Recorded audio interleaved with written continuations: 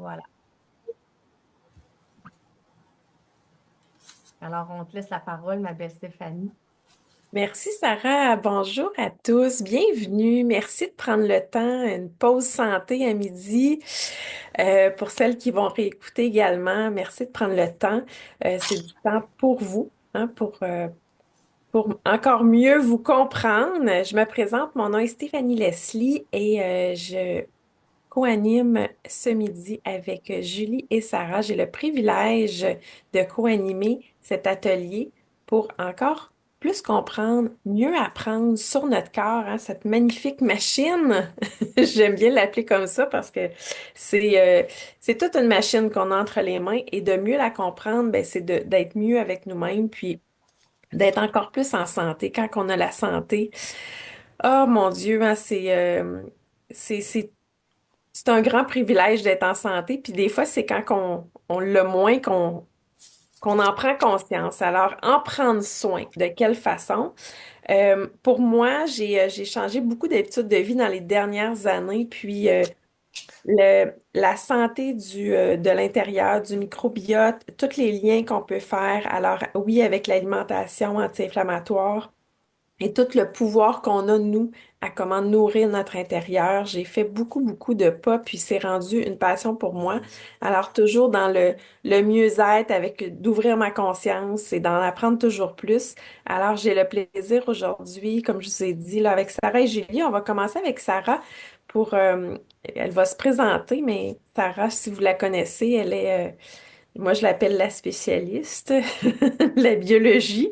Elle la connaît bien, notre biologie intérieure, et va nous présenter, nous expliquer des gens partant, c'est quoi de l'inflammation pour bien comprendre qu'est-ce qu'on peut faire pour l'éviter. Alors, je te laisse la parole, Sarah. Bien, merci beaucoup, Stéphanie. Comme tu le disais, le corps humain, c'est une machine extraordinaire et puis de mieux la comprendre nous permet de faire des meilleurs choix. Puis moi, je suis une passionnée. Quand j'étais tout petite, mon rêve, c'était d'être médecin. Ça fait que la vie m'a pas amenée là. Elle m'a plutôt amenée vers l'enseignement, vers la biologie.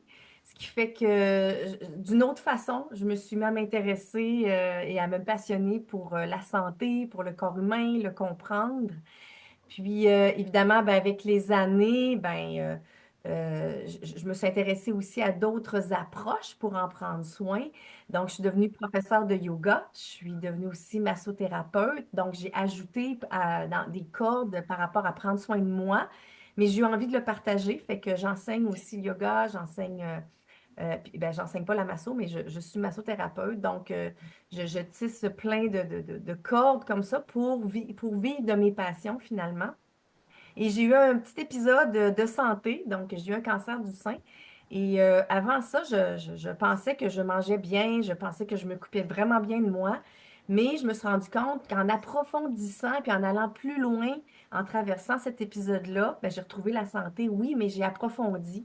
Et puis j'ai eu envie de faire un peu plus. Et c'est pour ça qu'aujourd'hui, ben, avec mes collègues, on partage nos choses. Donc, on partage nos découvertes, on partage nos expériences, puis avec nos expériences, puis voyons, on va dire notre expertise dans notre travail, moi comme biologiste, puis Julie dans son secteur, ben, ça nous fait vraiment plaisir de partager.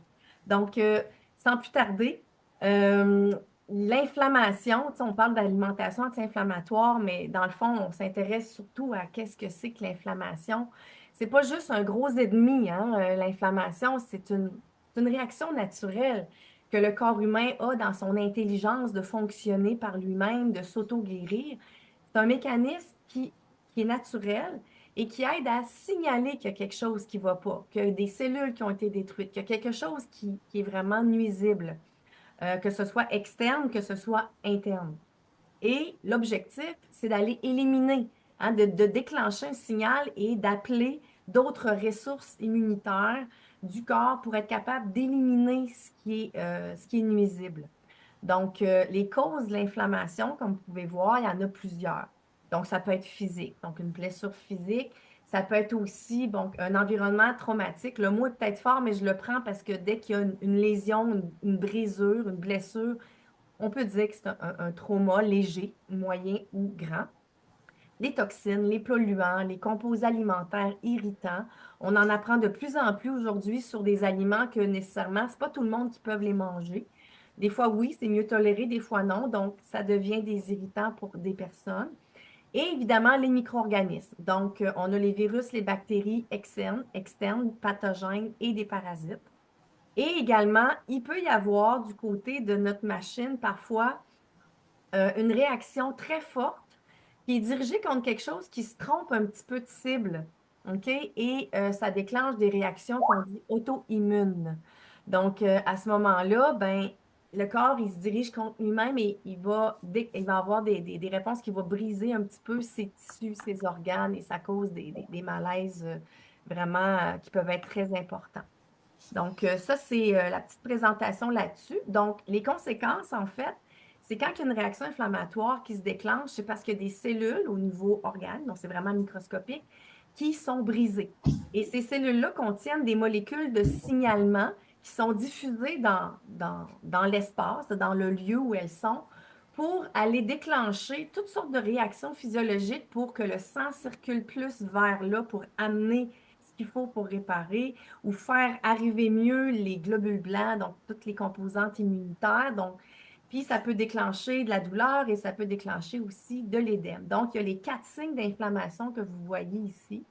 Et ça peut se produire dans n'importe quel tissu du corps. Ça dépend où est l'agent irritant ou la lésion ou l'agent pathogène en question. Ça va? Donc, l'inflammation, elle peut être aiguë ou chronique. Quand c'est aigu, bien évidemment, ça dure quelques jours et c'est résorbé. L'agent irritant est éliminé, il est enlevé. Il est évité aussi quand on reconnaît qu'est-ce qui a été la cause. Donc, en quelques jours, ça va être résorbé. L'inflammation chronique, par contre, pour dire que c'est de l'inflammation chronique, il faut que l'inflammation perdure au-delà de 2 semaines selon certaines définitions scientifique. Alors, ça peut se traduire de toutes sortes de façons. Donc, certaines personnes vont avoir de l'inflammation chronique au niveau articulaire, d'autres, ça va être au niveau cutané, d'autres digestif, cardiovasculaire, et ça amène évidemment de la fatigue, des migraines. Pourquoi de la fatigue? Tout simplement parce que quand notre corps est mobilisé à s'occuper de ce qui se passe, c'est de l'énergie qu'il consomme. Donc, c'est énergivore de mobiliser les ressources. Donc, il y a une fatigue, donc ça demande des temps de repos.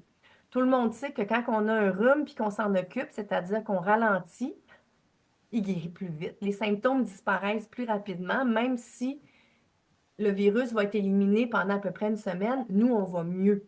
Mais si on traîne, ça prend plus de temps et les symptômes perdurent et des fois augmentent. Donc, tu sais, c'est vraiment prendre du temps de repos pour permettre aux ressources de se faire. Mais en même temps, il faut identifier qu'est-ce qui cause l'inflammation. OK, donc quand on parle d'alimentation anti-inflammatoire, on va baser ça sur le principe suivant. Un, d'éviter les aliments qui contiennent les substances qui sont pro-inflammatoires, c'est-à-dire qui vont irriter ou qui vont occasionner la réponse inflammatoire. Ou deux, de consommer des aliments qui vont être hypo, c'est-à-dire qui ne déclenchent rien et qui sont sains et qui vont nourrir et tout. Donc, on va aller aussi vers des aliments qui vont être alcalinisants, c'est-à-dire qui ne sont pas acidifiants pour réduire, parce qu'on sait que trop d'acidité, je ne vous dis pas que l'acidité, c'est pas correct, mais c'est juste toujours les trop, hein? Les trop de quelque chose. Donc, trop acidifiant, ça devient irritant et ça peut générer des formes d'inflammation. Donc, on va se tourner vers des aliments ou une culture maraîchère qui va être beaucoup plus saine, sans pesticides, le moins de produits possible, ou biologique, quand on a affaire à des supermarchés, tout ça, où ce qu'il y a où ce que c'est pas des maraîchers locaux là, qu'on a à proximité. Donc, on va se tourner plus vers ça, puis on va faire des liens avec ça tout à l'heure. Donc, le but, évidemment, c'est de cultiver un fonctionnement de notre système digestif qui est sain, hein? Puis de faciliter le travail des organes d'élimination. Parce que dans notre corps, on a des organes qui servent à éliminer les petites mini-toxines, puis les transformer des molécules, des médicaments qu'on prend en forme inoffensive pour les éliminer tout simplement. Donc, le foie est un organe important, les reins, c'est un organe important et la peau aussi est un organe éliminateur. Donc, et ça aide aussi, si on élimine mieux, si on mange des choses plus saines, ben là, les réactions inflammatoires dans des lieux indésirables qui pourraient se propager ailleurs, ben ça se produit moins à ce moment-là. Donc, un système digestif sain, on dit, ah, ouais, mais c'est quoi? Hein? Donc, les grandes fonctions du système digestif, dans le fond, c'est de prendre les aliments qu'on mange, puis en faire une bouillie, une purée la plus fine possible pour aller chercher les petites molécules qu'on est capable d'absorber et qui deviennent des matériaux de construction ou des matériaux pour faire fonctionner des fonctions enzymatiques comme les vitamines, les minéraux et tout ça. Donc, ça fait fonctionner notre machine correctement. Donc, on a besoin de ça pour reconstruire des nouvelles cellules, entretenir nos tissus, puis faire fonctionner notre système nerveux correctement, le foie, etc.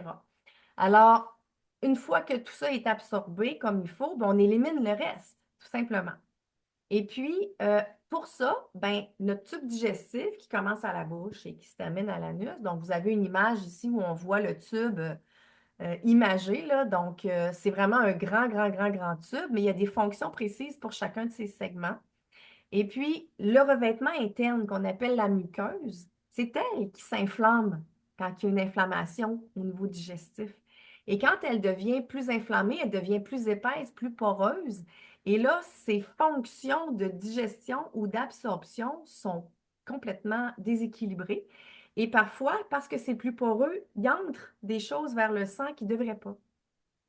Et c'est là que entre des choses qui vont aller se loger dans des tissus qui ne devraient pas, ou des petites cellules qui rentrent dans le sang, puis ça ne devrait pas, des cellules intestinales brisées et tout. Donc, ça va générer à ce moment-là, ces petites choses-là qui n'ont pas d'affaires là, ben, elles vont créer, elles vont devenir comme des substances étrangères. Et le système immunitaire, il va se diriger comme ça pour dire, ben, ça n'a pas d'affaires là, fait qu'on va essayer de l'éliminer. Alors, il y a une réaction inflammatoire qui se déclenche parce que c'est une réaction naturelle de première ligne de défense. OK? Et ce qui est représenté ici aussi, je fais pas beaucoup je développe pas beaucoup dessus, mais c'est quand même hyper important. C'est le microbiote. Si vous avez peut-être déjà entendu parler de toutes les bactéries amies, hein, qui habitent le gros intestin, l'intestin grêle, donc qui sont des bactéries qui ont différentes fonctions vraiment positives. Elles nous permettent d'avoir des vitamines qu'on n'est pas capable de produire autrement parce qu'elles se nourrissent de ce qu'on mange. C'est leur habitat. Et elles vont nous aider aussi à garder un système immunitaire qui est équilibré en même temps. Et les cellules de l'intestin sont capables, donc les petites cellules des muqueuses ici, ce sont des cellules qui sécrètent la sérotonine, qui est un neurotransmetteur qui est important pour le fonctionnement de notre cerveau, de notre encéphale. Donc, il y a vraiment une relation entre un intestin sain, non inflammé, le microbiote aussi qui produit des substances qui influencent notre système nerveux et notre système nerveux. Donc, le stress, toutes sortes d'équilibres au niveau des neurotransmetteurs. Donc, prendre bien soin du microbiote, ben, ça passe par l'alimentation. Et là, vers quoi je voulais surtout mettre le point, c'était selon notre régime alimentaire, les espèces bactériennes qui habitent l'intestin vont varier. Donc, c'est de voir est-ce que c'est les bonnes espèces que j'ai, est-ce qu'elles sont en bon nombre. Et c'est pour ça que les probiotiques, il y a des espèces qui sont sélectionnées parce qu'on sait qu'elles sont adéquates pour notre intestin. Ça va? Donc, je voulais faire cette petite parenthèse-là aussi par rapport au bon fonctionnement digestif. Donc, dans l'alimentation anti-inflammatoire, si on va vraiment parler d'aliments, ici, je vous présente dans deux cases des principaux, hein. On s'entend que c'est dans les connus, dans les études scientifiques, là. Donc, il y a plein de choses encore à découvrir. Puis, tu sais, on n'est pas des nutritionnistes, là. Donc, on va chercher vraiment dans la littérature scientifique, puis dans des conférences de spécialistes qui s'intéressent à ça en microbiologie. Donc, ici, les aliments pro-inflammatoires, ben, c'est toujours dans le trop, hein, parce qu'elle n'est pas dit qu'il ne faut pas manger de viande rouge du tout, c'est pas ça. C'est toujours tout le temps, plusieurs fois par jour, tous les jours, c'est là que ça peut devenir particulier. Donc, les viandes rouges, les produits laitiers, ça, on va en parler tantôt. Julie va avoir une petite parenthèse sur ça. Gluten, farine raffinée, on va aussi développer un petit peu tantôt. Café en grande quantité, je le précise parce que c'est bon du café. Tu sais, il y a des propriétés, mais c'est acidifiant du café. OK? Donc, c'est toujours une question de quantité. C'est quoi? C'est Hippocrate, hein, le père de la médecine moderne, qui disait le poison est dans la dose.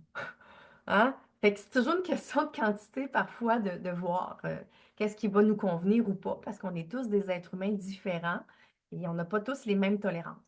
Ensuite, tout ce qui est sucre ajouté et transformé, ça, vraiment, c'est reconnu depuis un bon bout de temps. Ça influence notre glycémie, ça influence beaucoup de paramètres.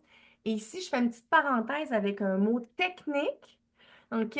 Mais donc, on commence à en parler un peu plus. On en parle avec les cas de diabète comme étant un suivi. Peut-être, vous avez déjà entendu, mais je peux vous préciser, les gens qui ont un diabète, on va suivre le dosage de l'hémoglobine, qui est la molécule qui transporte notre oxygène, mais on va parler d'hémoglobine glyquée. C'est-à-dire que les glucoses vont se fixer à l'hémoglobine. OK? Alors, ça se dose, ça. Puis moins il y en a, mieux c'est. On ne veut pas qu'elle soit glyquée, donc liée avec le sucre. Donc, la glycation, ce n'est pas juste l'hémoglobine qui a ça.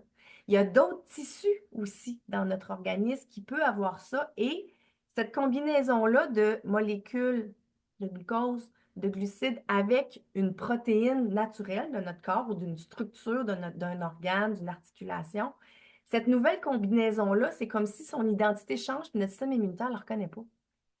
Fait que là, ça fait ah, étranger, on détruit. OK? Donc, inflammation qui peut se déclencher. Donc, ça, c'est ce qu'on connaît de ça. Et finalement, les aliments ultra transformés, on s'entend qu'on veut vraiment aller vers de la nourriture, qu'on va aller cuisiner nous-mêmes le plus possible ou faire affaire avec des gens qui prennent soin de faire de la nourriture dans cette même vision-là. Puis il y en a plein, hein, des petits commerces là, qui font des très bons plats, là, mais dans cette vision-là, c'est vraiment super.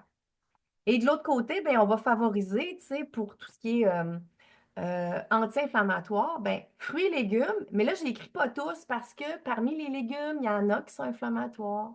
Parmi les fruits aussi. Donc, tu sais, il faut voir là, qu'est-ce qui nous convient. Donc, tout ce qui est vert va être pas mal privilégié.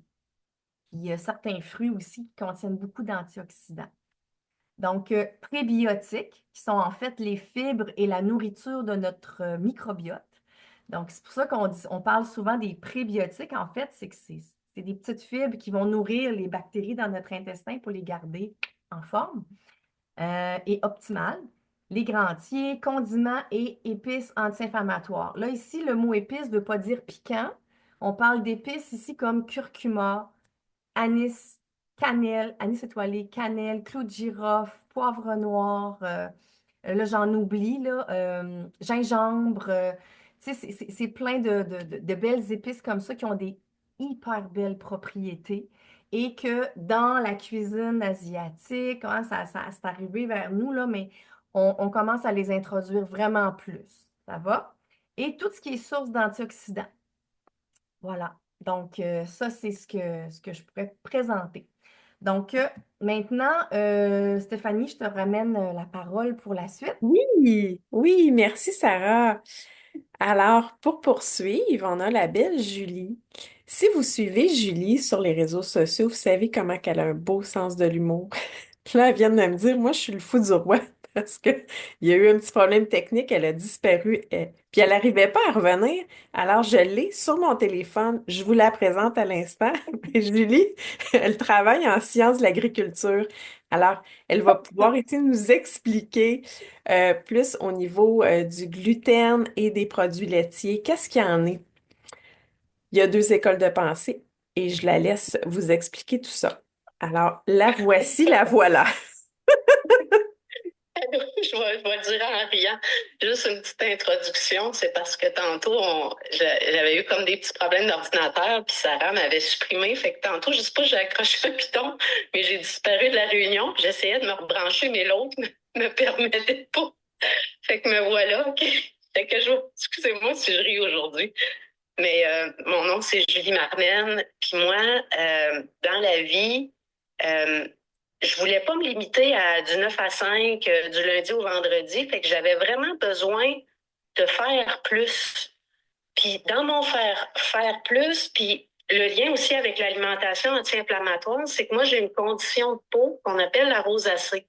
Maintenant, c'est super bien contrôlé, mais c'est une condition qu'on a dans le fond, c'est une condition qu'on a toute notre vie. C'est pas quelque chose qui se guérit, c'est quelque chose qu'on a à vivre avec. puis a changé des choses dans notre vie. Puis moi, je suis une fille qui a étudié en sciences de l'agriculture, puis j'ai toujours travaillé en agriculture avec des producteurs agricoles, fait que j'ai beaucoup, beaucoup travaillé au champ. Je faisais des services conseils au champ en maïs, soya, céréales. Et puis, avec ma couleur de peau, ma couleur de cheveux, ben j'ai développé la rosacée dans la trentaine. J'avais une prédisposition à ça. Puis, il y a une dermatologue, il y a une quinzaine d'années, elle m'avait dit, change ton alimentation, tu sais, vas-y sur l'alimentation anti-inflammatoire. Puis je m'étais dit, c'est quoi ça, l'alimentation anti-inflammatoire? Puis elle m'avait donné une liste de produits à faire attention, puis tout ça. Puis tranquillement, dans ma vie, tu sais, ça se fait pas du jour au lendemain, mais j'avais comme retiré des choses de mon alimentation pour aider à calmer, parce que la rosacée, c'est une condition inflammatoire de la peau. Fait que de là que plusieurs années plus tard, ça me passionne de parler de l'alimentation anti-inflammatoire. Puis moi, je vais vous parler, vu que je travaille en sciences de l'agriculture avec des producteurs, tout ça, je vais vous parler, je vais vous démystifier un peu la production laitière, puis un peu le gluten, OK? Parce que puis là, je vais juste vous dire que je vous vois pas, OK? Je vois juste des photos à Stéphanie, fait que je parle. Mais bref, la production laitière, euh, je vous ramène au guide alimentaire canadien qui a changé il y a à peu près 5 ou 6 ans. Si vous vous rappelez, avant, moi, je me rappelle quand j'étais petite puis que j'allais à l'école, on me montrait les 4 grands groupes d'aliments, fruits et légumes, pain, céréales, viande et substituts, produits laitiers. Produits laitiers avait son groupe à part. Puis maintenant, avec le nouveau guide alimentaire revisité, les produits laitiers sont dans le même groupe que les protéines, viande et substituts. Fait qu'ils n'ont plus leurs produits à part. Le guide alimentaire ne suggère plus d'avoir à prendre des produits laitiers à tous les jours. Là, ça a fait un petit peu une petite polémique dans le monde laitier.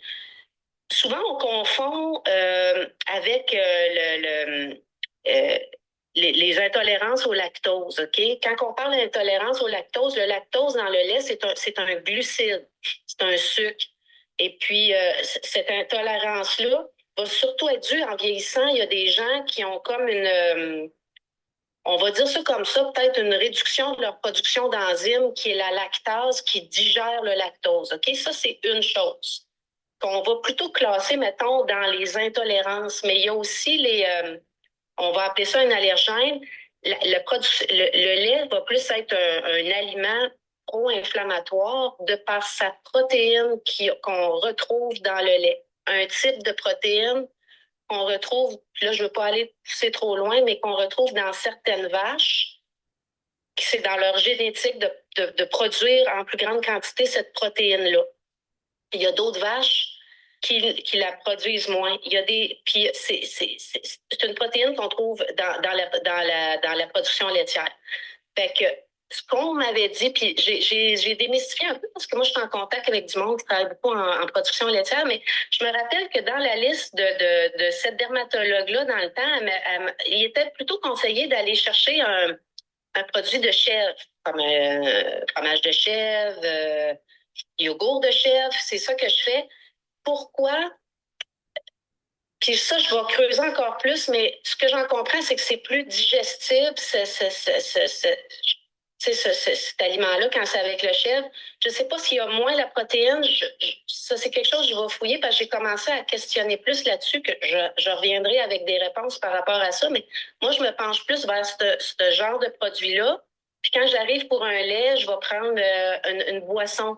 Une boisson d'avoine, une boisson d'amande, des choses comme ça, au lieu de me prendre des produits laitiers. Bon, on dit que c'est plus inflammatoire. Il y en a qui le tolèrent bien, mais ça va plus avoir une tendance pro-inflammatoire. Quand on arrive avec le gluten, OK? Le gluten, encore là, le gluten sert à l'élasticité du pain, OK? De l'élasticité de la pâte. Le gluten, les producteurs de grandes cultures qui font des blés, ils produisent, puis il doit avoir un certain pourcentage de protéines autour de 13-14 %. OK, mettons 13,5 %. Puis quand ils produisent avec ce pourcentage de protéines-là, ils peuvent le vendre pour de la consommation humaine. OK, fait que après ça, bon, leur blé est vendu, transforme ça en farine. C'est considéré dans l'alimentation humaine. Puis ça prend une quantité de protéines.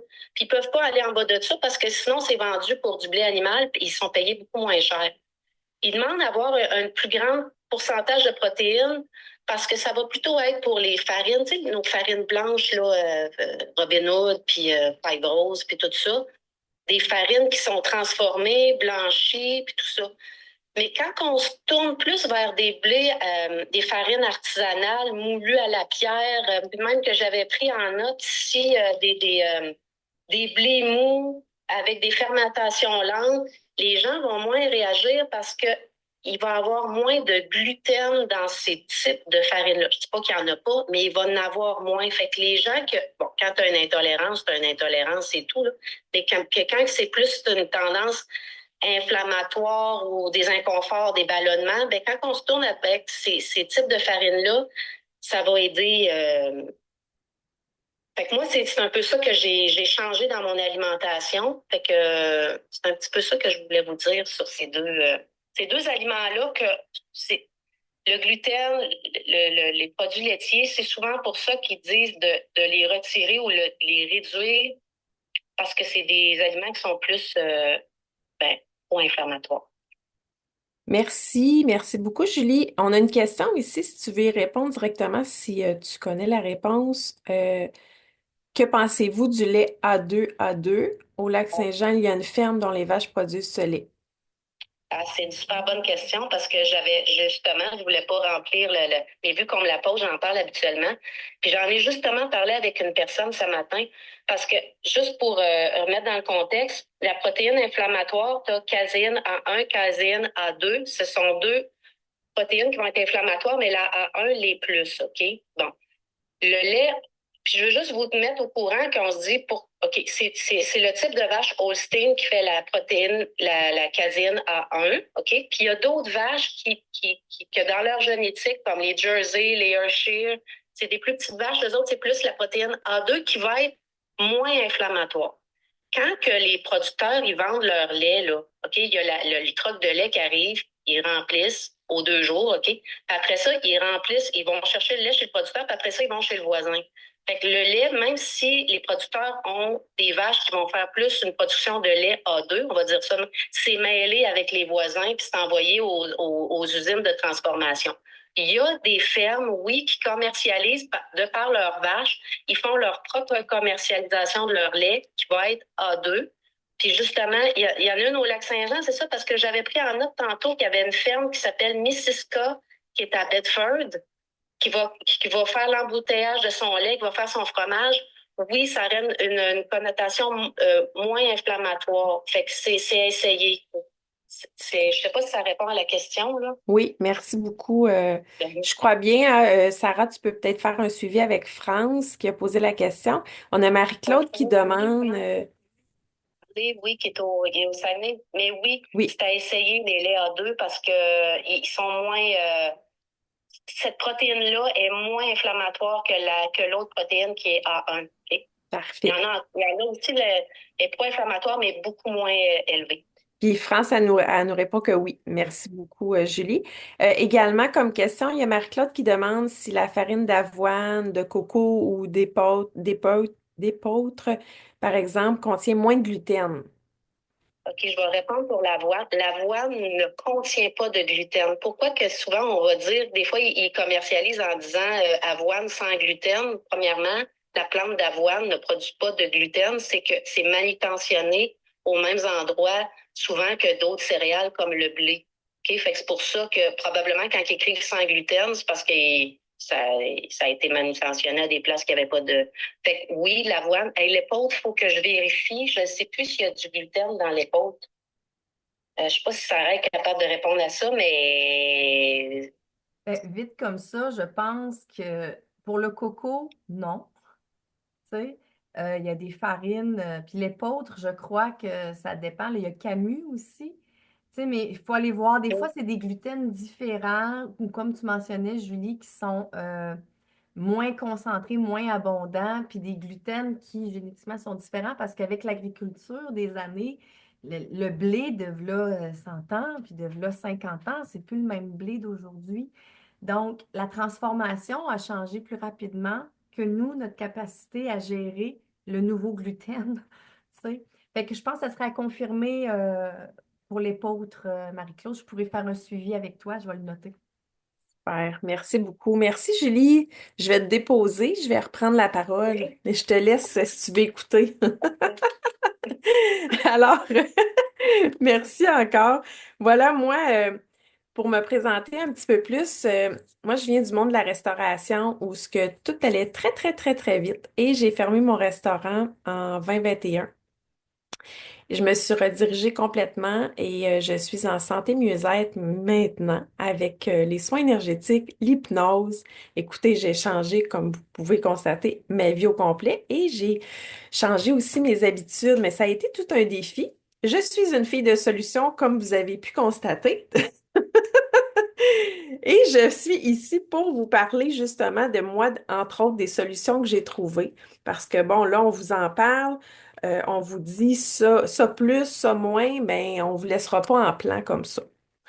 J'ai des suggestions à vous faire. Vous en prenez si ça vous plaît, si ça vous parle. Je ne suis pas médecin, je ne suis pas pharmacienne non plus. Alors moi, je suis dans le mieux-être de façon naturelle. Toujours consulter un professionnel si vous avez un souci de santé ou un défi différent, puis si vous prenez des médicaments. J'ai déjà la prochaine slide, Sarah, je pense que c'est les légumes, hein, les fruits, hein? On vous propose de réduire les produits chimiques. Puis quand on parle de bio, ben, tu sais, le panier d'épicerie déjà est plus élevé qu'avant. Alors là, acheter bio en plus. Bon, pour faire des bons choix, puis des choix peut-être plus économiques pour faire attention à notre santé du portefeuille aussi. On a les listes ici que vous pouvez trouver sur Google facilement, le Clean 15 puis le Dirty Dozen. Ce que ça nous montre ici, c'est lesquels fruits et légumes privilégiés d'acheter bio, lesquels qui sont vraiment importants d'acheter bio parce que d'emblée, elles en ont beaucoup. Comme Julie nous mentionnait l'autre jour, comme les fraises sont vraiment beaucoup arrosées parce que c'est un petit fruit qui pousse près du sol, alors plus sensible à la moisissure. Alors, ils vont être beaucoup, beaucoup arrosés. Puis, ils n'ont pas de... Si vous regardez là, la photo de droite, les fruits et légumes ici, ils ont en général soit une pleure ou une protection un petit peu plus épaisse. Bon, ça va déjà venir les protéger, mais sinon, là, c'est vraiment la Dirty Dozen, ça, c'est à privilégier d'acheter bio parce qu'elles sont remplies de pesticides. Puis, même si vous les lavez, c'est que le fruit a absorbé, hein, c'est à l'intérieur qu'on le retrouve.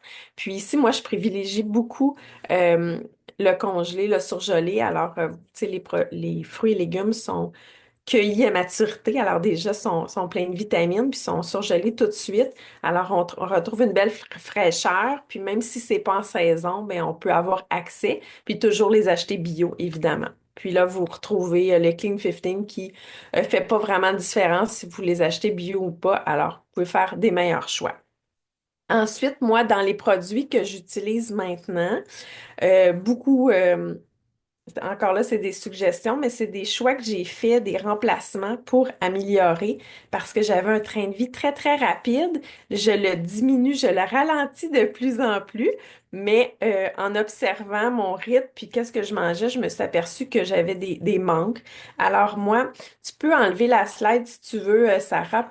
Comme ça, on va voir encore plus parce que je vais les présenter à l'écran à la place. Puis si, oui, si vous avez des questions, des commentaires, mettez-les dans le chat. Si on n'a pas le temps de le répondre tout de suite, on va revenir vers vous, absolument. Est-ce que tu voulais que je montre ce que tu vas parler là? Tu peux montrer les ensembles, mais tu peux les enlever aussi après. Je vais te laisser aller. Oui, parfait. Alors, Vous avez les greens ici, on l'appelle le Be Well, c'est les suppléments du jardin. Alors, c'est 36 fruits et légumes de toute l'arc-en-ciel de couleurs avec aussi de la spiruline puis de la chlorophylle. Alors, moi, là, ça, quand je me suis aperçue que je mangeais pas assez de fruits et légumes dans une journée, mais là, ça vient me donner déjà une belle grosse dose. Je l'adore. Pour remplacer mon café, parce que j'en buvais beaucoup, j'ai diminué. Puis des fois, j'en prends encore un quand j'ai le goût d'en prendre un, parce que oui, j'aime ça le café, mais j'en prends de moins en moins parce que je le sens maintenant, mon corps il en veut de moins en moins, le côté acidifiant, là. Puis ça faisait un petit bout que je n'avais pas pris, puis il y a 2 jours, j'en ai pris deux, là, puis j'ai pas aimé la sensation que ça a fait dans mon corps. Fait que le fait de plus en prendre, de me désintoxiquer puis d'en reprendre, je l'ai vu à quel point que mon corps aime pas ça. Alors maintenant, je vais remplacer avec soit un matcha, un thé vert. Je vais aller chercher ma dose d'énergie. Les fizz aussi, je sais pas si vous connaissez les fizz, sont remplis de vitamines. C'est également, là, ceux-là sont sans caféine, mais on les a aussi avec caféine. Mais c'est la caféine qui provient du guaraná et du thé vert. Alors, c'est vraiment une énergie qui est plus stable.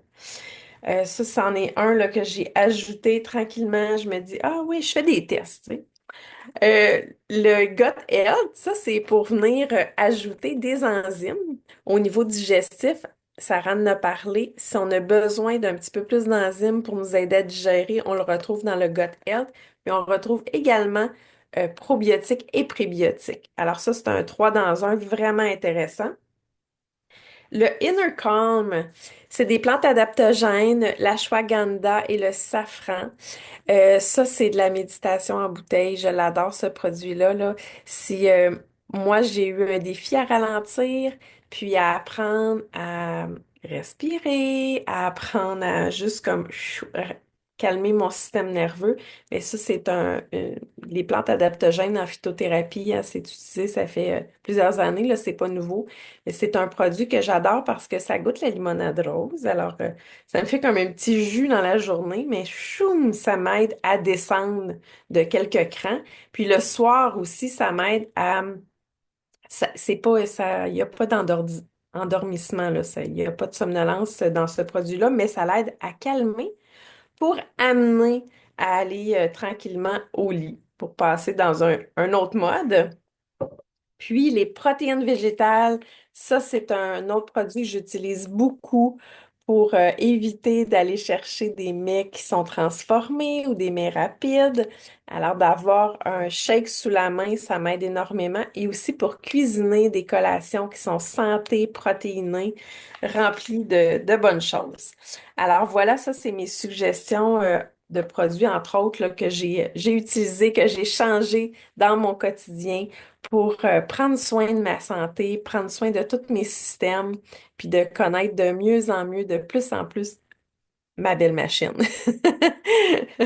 Alors, sur ce, pour ceux qui sont sur leur pause dîner, on va vous laisser la terminer et on vous remercie énormément de votre écoute. Puis, si vous avez des questions, vous pouvez les poser dans le chat. Puis, je vais juste vérifier. On avait-tu une autre? Je pense que... Ah, il y a France qui ajoutait que la ferme Thierry Oui. Holstein, ferme à Héberville, ils sont ouverts à la micro-laiterie Riverain qui fait de la transformation de son lait. Juste à titre Ben, informatif. c'est Merci, une très bonne France. information. Merci beaucoup, France, parce que c'est intéressant de pouvoir dire que ça existe. Tu sais. Ben oui, absolument. Ouais. La ferme court, là. C'est la ferme Thierry Holstein, OK, puis la ferme OK, parfait. Héberville. Alors, Parfait. C'est à Héberville. à Héberville, OK. Ouais. Puis la micro-laiterie qu'ils ont ouvert, elle s'appelle Riverain. La micro-laiterie Riverain. Super intéressant. On pourra peut-être, ouais, voilà. Ben, si vous avez d'autres choses, ajoutez-le ou écrivez-nous personnellement. Ceux qui vous ont invité vont pouvoir répondre à toutes vos questions. Sur ce, je vous remercie. Merci à Julie, merci à Merci, Sarah. Julie. Merci beaucoup. Merci à tout le monde Bonne d'avoir été là. journée. Merci pour votre intérêt. Merci. Bye Merci. bye. Au revoir. À bientôt pour la Mm. suite. Merci, oui.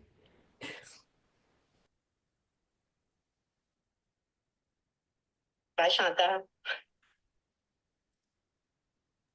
Bye bye.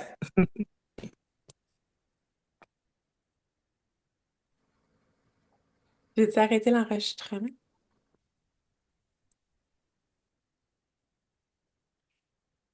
On peut s'appeler par le petit messenger. Parfait. OK. C'est correct.